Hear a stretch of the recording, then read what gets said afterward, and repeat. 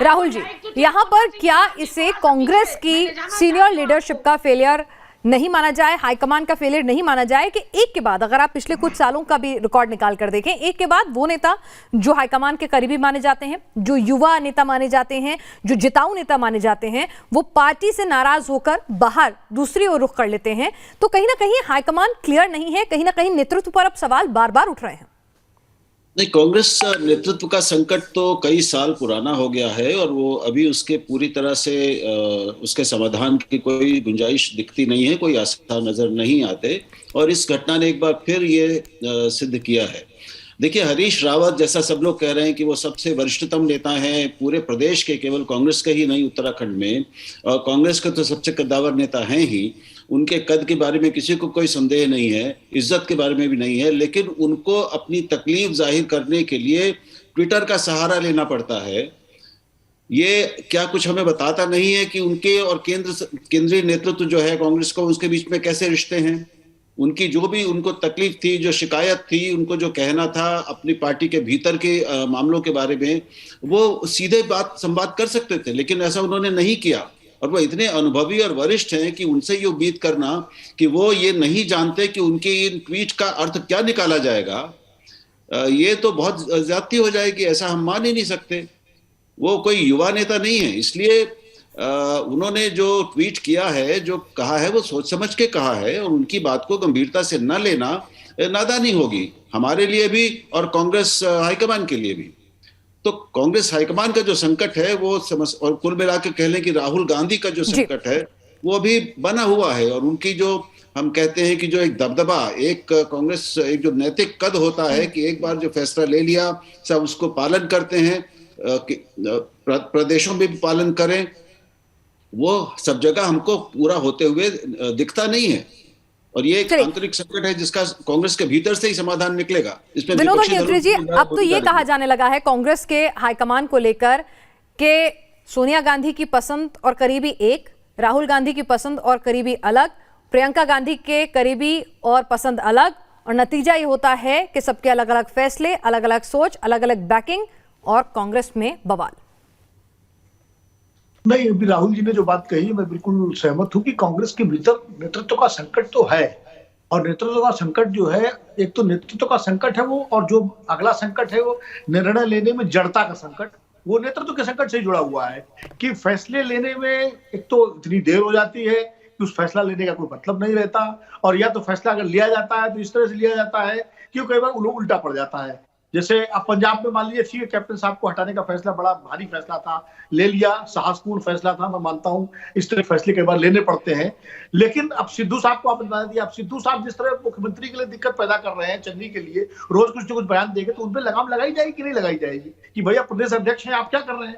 अब जैसे हरीश रावत की बात उत्तराखंड पे हम आते हैं, तो हरीश रावत इतने परिपक्व नेता हैं, इतने समझदार है, इसीलिए उन्होंने ट्वीट किया है। अगर वो शायद परिपक्व न होते तो ट्वीट न करते। वो ट्वीट करके उन्होंने एक तरह से, ये उनका आपके यहाँ एक टाइटल चल रहा है, दर्द या दांव, कि दर्द से ज्यादा बड़ा दांव है उनका। दरअसल वहां जो इस समय खींचतान चल रही है, प्रीतम सिंह, देवेंद्र यादव प्रभारी और रंजीत रावत, मैं अंदर की बातें बता रहा हूँ वहां की स्थानीय राजनीति की, जो अभी नहीं सामने आई है। और ये क्या कहते हैं, आरेंद्र शर्मा, इन चार लोगों का जो गुट बन गया है, वो टिकटों के बंटवारे में अपना दबाव बना रहा है। हरीश रावत जी चाहते हैं कि टिकटों के बंटवारा उनके हिसाब से हो। हाई कमान एक तरह से इन सब चीजों को, मुख्य काम होता है जो जनरल सेक्रेटरी इंचार्ज होता है, प्रभारी, उसकी जिम्मेदारी होती है संतुलन और समन्वय बनाए रखना। अब उस सेक्रेटरी इंचार्ज देवेंद्र यादव खुद पार्टी बन गए हैं, वो खुद जो है उनके साथ बैठ करके जो है वो सारे काम कर रहे हैं जो हरीश रावत के खिलाफ जा रहे हैं। जिस तरह से पर्यवेक्षक भेज दिए गए हैं सारे जिलों में, और जो पर्यवेक्षक जिस तरह का वहां पर आचरण कर रहे हैं, जो वहां के स्थानीय नेताओं के साथ जिस तरह समस्याएं पैदा हो रही हैं, वो सारी चीजें हरीश रावत तक आ रही हैं। तो हरीश रावत ने ये इसलिए ट्वीट किया है क्योंकि हाईकमान सुनने को तैयार नहीं है। दशकों तक देश पर राज करने वाली कांग्रेस पार्टी आज 3 राज्यों तक सिमट कर रह जाती है। तो क्या वाकई में इतनी आसानी से कहा जा सकता है कि ऑल इज वेल और घर में सब कुछ ठीक है, नेतृत्व की कोई गलती नहीं है, राहुल गांधी बहुत अच्छा कर रहे हैं? नहीं, ये तो बहुत सारी चीजें कही, उस पे कमेंट बनता है, प्रवक्ता ही कह सकते हैं। जाहिर है कि उनके अलावा इस समय देश में कोई भी ये कहता नहीं, वो भी नहीं कहते जो भीतर से कांग्रेस के समर्थक हैं। चाहे वो मीडिया में हो या बाहर के हों। तो कांग्रेस के दो तरह के संकट हैं। एक तो नेतृत्व का संकट है कि उस तरह का कद्दावर, उस तरह का नैतिक कद वाला ऐसा नेता जो सर्वमान्य हो, जिसको कोई चुनौती देने की स्थिति में ना हो, जिसकी बात सब मानते हो, और जिसने अपने नेतृत्व को, अपनी पार्टी को चुनावी सफलताएं दिलाकर सिद्ध किया हो। राहुल गांधी इन सारी कसौटियों पर नाकाम हैं।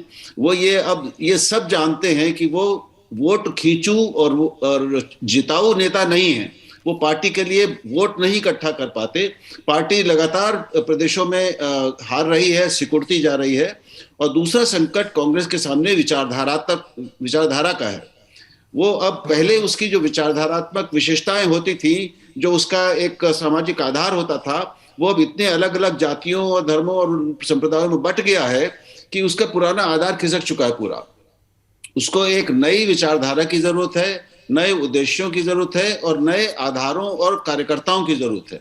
चलिए गरिमा जी, कांग्रेस एक कंफ्यूज्ड पार्टी बनकर रह गई है, जिसकी ना तो क्लियर आइडियोलॉजी है, ना ही क्लियर और स्ट्रांग लीडरशिप।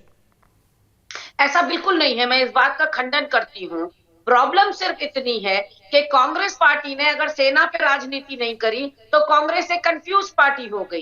कांग्रेस पार्टी ने कभी धर्म की राजनीति नहीं करी तो कांग्रेस पार्टी एक कंफ्यूज पार्टी हो गई। ऐसा नहीं है कि हम कम हिंदू हैं या राहुल देव जी बड़े हिंदू हैं या संबित पात्रा बड़े हिंदू हैं, ऐसा नहीं है। लेकिन यह है कि हमने उसको पब्लिक डोमेन में कभी शोकेस करने की जरूरत नहीं समझी। हमने राजनीति के मुद्दे समझे, बेरोजगारी, महंगाई। जनेऊधारी ब्राह्मण किसने बताया था खुद को पब्लिक डोमेन में?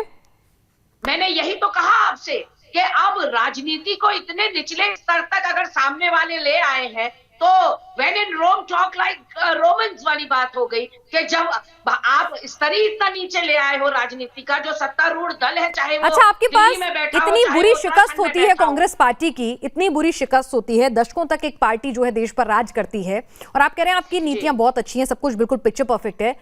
आपके पास अभी तक एक परमानेंट अध्यक्ष क्यों नहीं है? इंटरिम अध्यक्ष की क्या जरूरत है इतने दिनों से? भाई आपको तो तुरंत एक अच्छा अध्यक्ष चाहिए था। ये इंटरिम से काम नहीं चलने वाला है। पिनाजी, बिल्कुल आपकी बात सही है और वो हमारे लोग फैसला करेंगे कि हमको पार्टी को कैसा अध्यक्ष चाहिए, कितने समय के लिए चाहिए। लेकिन आप जो कह रही हैं इतने वक्त तक हमने सत्ता चलाई या देश चलाया, ये तो भाजपा की नीतियां चीख चीख कर गवाही दे रही हैं। आप मनरेगा देख लीजिए, आप आधार देख लीजिए, आप जीएसटी देख लीजिए, आप एफडीआई देख लीजिए, ये सब है किसके ब्रेन चाइल्ड? आप केवल नाम बदलते रहोगे, चलोगे आप कांग्रेस की राह पर, यानी कि आप मोहर लगा रहे हैं कि कांग्रेस की जो योजनाएं थी, जो घोषणाएं थी। चलिए आप आगे, हम लोग आज नेतृत्व की बात कर रहे हैं, आप योजनाओं पर आ गई हैं। नेतृत्व ही नहीं रहेगा तो फिर योजनाएं कहां से होंगी? विनोद अग्निहोत्री जी, अगर ऐसे ही चलता रहा कि कांग्रेस पार्टी को लीड कौन कर रहा है और किस विचारधारा के साथ चल रहा है, कंफ्यूज्ड और अनक्लियर अगर आइडियोलॉजी रही, तो कहीं ऐसा तो नहीं है कि जो सबसे मजबूत विपक्ष का वैक्यूम है उसे ममता या कोई और भर देगा? नहीं, देखिए, अभी बहुत जल्दबाजी है ये कहना कि कांग्रेस एकदम खत्म हो जाएगी और ममता बनर्जी या जगन रेड्डी या शरद पवार की पार्टी राष्ट्रीय स्तर पर आ जाएगी। बहुत जल्दबाजी है। ये एक कोशिश जरूर चल रही है प्रशांत किशोर की तरफ से इस तरह का करने का, लेकिन मुझे लगता है जल्दबाजी है। उसका कारण ये है कि कांग्रेस का कार्यकर्ता, कांग्रेस का जनाधार वर्ग अभी पूरे देश में है। ये सही बात है, नेतृत्व का संकट है कांग्रेस के सामने, लेकिन कांग्रेस सामने एक दूसरा संकट भी है। वो सबसे बड़ा संकट कांग्रेस के सामने ये है, जो कांग्रेस के नेताओं में जो कोहेसिवनेस होनी चाहिए, जो एकजुटता होनी चाहिए, वो बिखरी हुई है। वो लगातार बिखरी हुई है और कोई बड़ा नेता, गांधी परिवार को छोड़ करके कोई बड़ा नेता कांग्रेस के हिसाब से काम नहीं करता, वो अपने हिसाब से काम करता है। ये बड़ा संकट है। और तीसरी बात यह है, कांग्रेस अपनी सफलताओं की मार्केटिंग में नहीं कर पाती। कांग्रेस 2014 के बाद 3 राज्यों में चुनाव जीती, राजस्थान, छत्तीसगढ़, मध्य प्रदेश, लेकिन कांग्रेस के कार्यालय में जरा भी कार्यकर्ताओं का जश्न नहीं हुआ। जबकि भारतीय जनता पार्टी का लद्दाख म्युनिसिपैलिटी भी जीतती है तो तुरंत भारतीय जनता पार्टी कार्यालय में कार्यकर्ताओं का सम्मेलन होता है, प्रधानमंत्री जी आते हैं, कोई भी और संबोधन होता है। ये अच्छा है, राजनीतिक कार्यवाही है, इस पर कोई बुराई नहीं है। कांग्रेस पार्टी इन सब चीजों को नहीं कर पाती है। कांग्रेस पार्टी झारखंड जीती चुनाव विधानसभा का, लेकिन कांग्रेस पार्टी उसको नहीं बुला पाई। कांग्रेस पार्टी ने महाराष्ट्र में जो है सरकार बनाई मिलकर के एनसीपी और शिवसेना को। तो ये कहीं ना कहीं सोच और प्लानिंग अगर नहीं है ऐसी प्रोग्रेसिव, तो कहीं ना कहीं फिर सवाल लीडरशिप पे ही आता है ना। ये नेतृत्व के स्तर की विफलताएं हैं। मैं वही तो कह रहा हूँ कि ऐसा नहीं कि पार्टी के खाते में सफलताएं हैं नहीं। 2014 के बाद सफलताएं हैं, लेकिन विफलताएं इतनी ज्यादा उसकी बढ़ा दी जाती है कि कांग्रेस पार्टी काउंटर नहीं कर पाती।